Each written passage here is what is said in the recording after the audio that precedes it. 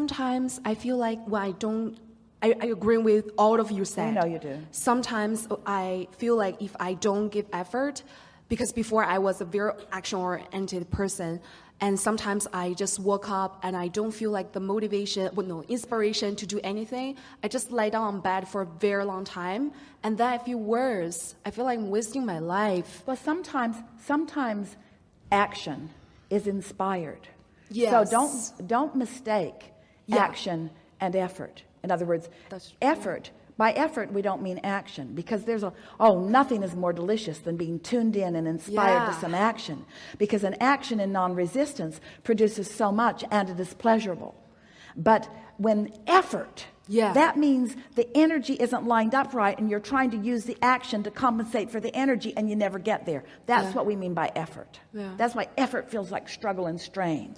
Action doesn't have to feel like struggle or strain. In other words, when you use the laws of the universe and you go with the flow of that, then it's just inspired action.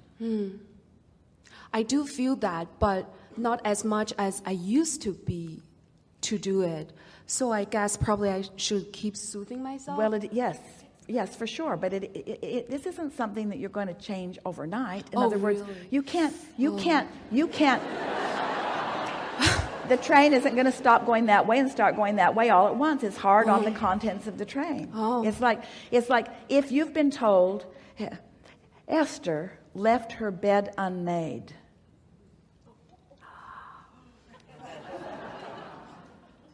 Yesterday, she left her bed unmade, and she stood in the doorway of her bedroom, and she thought, I've never done this before, or not in a really long time, and nobody's going to see it, so maybe it doesn't matter. And the reason we tell you this embarrassing story is because it's something that Esther learned to do. You make your bed every day. You make your bed. You make your bed. You just feel better if you make your bed. You make your bed. You make your bed. You don't not make your bed. You don't not make your bed. You don't go off and leave your bed unmade. You don't because that's wrong. You don't leave your bed unmade. You don't leave your bed unmade. Well, so now here's the thing that we want you to sort out with us. Is making the bed right and leaving it unmade wrong? If Esther believes that making the bed is a good thing, isn't the path of least resistance for her to make her bed? Yes. Yeah. So if you get the rightness and wrongness out of things, but the thing that's a little tricky to sort out is, how did Esther come to believe that she should always make her bed? And we say, don't bog yourself down in trying to sort all of these things out. Be present. Esther stood there and said to herself, I'm not going to make my bed, and I'm not going to feel bad about not making my bed. My unmade bed is not going to be a condition that keeps me from alignment. Now, this sounds stupid to you. We know. This sounds like a silly comparison. But we want you to understand that there's not a right or wrong in anything. There's just alignment or not within you. And when we say to you, it's your job to make it all right for you right now, that sort of freaks you out in some ways, because you've been oriented, you've been trained by a society that never wanted you just to sort it out to soothe yourself. The society needs you to do it the way they need you to do it in order to please them. In other words, the housekeepers in this hotel are not standing in the doorways and thinking, make the bed or not make the bed. Make the bed or not make the bed. In other words, they're playing in a game. They're living by rules. They better make the beds. They have no choice but to make the beds if they're going to live in this game that they're living in. So what we're saying to you is that we understand how it is sometimes a little tricky to sort out the behavior. Yeah, I don't know what I'm going to do now. Rather than trying so hard to sort out behavior, just for a little while, sort out feelings.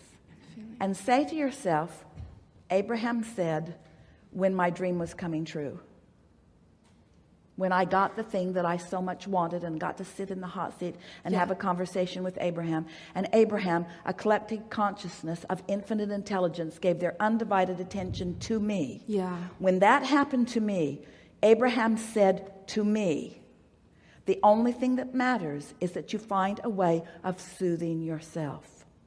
Because you've done the other work. You've done the sifting and the sorting. You've done the asking. You've done the asking, it's in the vortex, and it's all lined up. Now your work is simpler than you have been letting it be. Your work is to soothe yourself into a receptive mode. Now, whatever that means to you, we're not going to say this thought, think this thought, and don't think that thought. We're saying think the thoughts that feel the best that you can find. Just think the thought that feels the best that you can find. And as you think the thought that feels the best that you can find, that's good enough. And as you do that, you won't feel guilty. You'll feel soothed, you see. You never feel soothed and guilty at the same time. You never feel in alignment and guilty at the same time.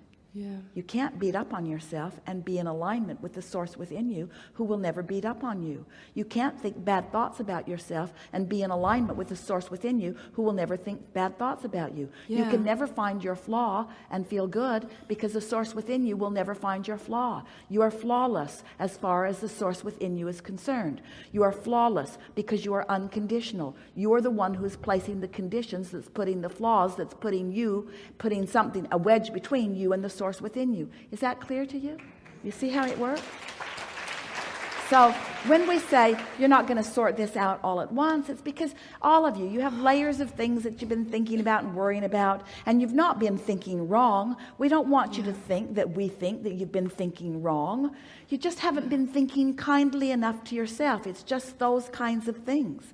And the reasons that most of you don't is because you've been living in a very comparative world where you've been comparing yourself with others, and there's nothing about that comparison that was ever meant to do anything other than inspire you to ideas that you could please yourself.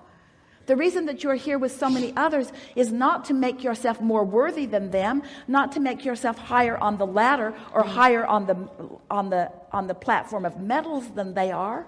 It was never about that. It's just the variety that gives you ideas of the way you might want to mix up your paint in order to paint your palette.